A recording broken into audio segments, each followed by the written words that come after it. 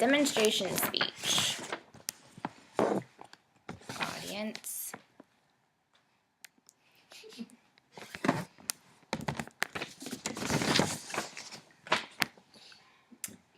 I've decided to do my demonstration speech on passive range of motion exercises. You might be wondering what passive range of motion exercises are.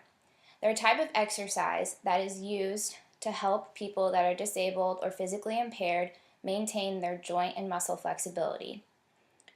Now, you might be wondering why a person like you would need to learn how to do passive range of motion. As a CNA, I use passive range of motion exercises to help my patients. But you, as a normal person, might want to learn these skills for several reasons. First of all, everyone that we know is going to eventually start to age, including ourselves. As our family members age, they're going to start losing their physical abilities. You might want to know how to help them maintain their physical abilities by helping them do passive range of motion exercises. Secondly, one of us, someone you know or yourself, might become physically disabled at one point in time. So it's important that you learn these skills so that you are able to tell someone else how to perform passive range of motion on yourself so you can maintain your own physical abilities while you're impaired. And thirdly, should you decide to become a CNA or a nurse's assistant, you'll be ahead of the game by knowing these skills. Before I go on to describe the steps in passive range of motion exercises, I want to give you a few tips that are important to these exercises. First of all, you need to repeat each exercise 10 times per joint. Second of all, you need to never force the movement and stop when you start to feel a slight resistance. Thirdly, you need to be aware of the person that you're working on limitations. And fourth, you always need to support the joint above and below the joint with your hands. I'm now going to describe and walk through how to do 7 steps of range of motion through 7 joints of the body. It's a very easy process with only 3 movements or less per joint. I have a lovely assistant here who is going to let me practice and display the active range of motion exercises on her. The first range of motion exercise that I'm going to do is we're going to start at the shoulders and work our way down to the feet. The first exercise is going to be an extension and flexation of the shoulder joint. So you're going to go up and down and up and down, and you repeat that 10 times. The second motion I'm going to do is called abduction and adduction. So first of all, you're going to abduct away from the body and adduct toward the body, and you repeat this again 10 times.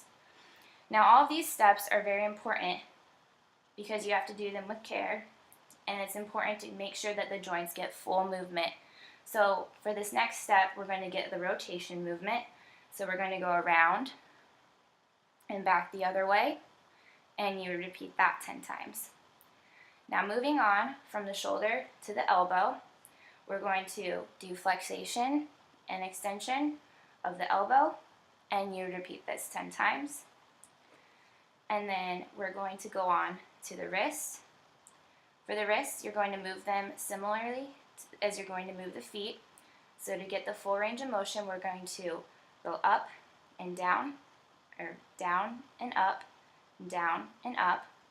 You're going to do a rotation again, rotating and rotating to get the full range of motion. And then we're also going to, this will also work on your elbows, but we're going to supinate, so up and pronate down, supinate up and pronate down. And then moving on to the hands, what you're going to do for the fingers is you're going to grab them by placing your hand on top of theirs, and you're going to curl them down to make a fist, curl them up, and repeat this motion 10 times. And then with the thumb, you're going to take it across and out, and across and out, and repeat that 10 times. And then you're done with the upper extremities. Now down to the lower extremities, we're going to start with the hips. And for the hips, it's very important that you remember to support this joint above and below the joint by placing your hands slightly above the hip and right at the top of the knee. So first we're going to move the hip. We're going to go up and straight out, and up and straight out. And then the next motion for the hip, we are going to do the circular motion again, just like we did with the arm and elbow. You're going to just circle out and circle back in. And again, it's important to do all of these so you get the full range of motion. And then lastly, we're going to abduct and adduct. So if you can't see, I'm going in or out and back in, just like we did with the arms. And then moving on from the hip to the knee. Now most of the knee you get while doing the hip, but for some added exercise, you keep the heel closer to the couch or the bed. You're going to keep it close as you can without hurting their feet, and moving with your hands one above and one below to support the joint. You're going to go up all the way and back, and up all the way and back. And now we're going to move on to the ankle. So with the ankle, you're going to do a similar motion that you did with the wrist. So you're going to do down and up and down and up as if you were pushing on a gas pedal. And then you're going to rotate it, just like you did with the wrist. And then we're going to move on to the toes. So with the toes, you're going to do something similar that you do with the fingers. You're going to place your hand on top of the toes and curl them down and pull them back up, and curl them down and pull them back up.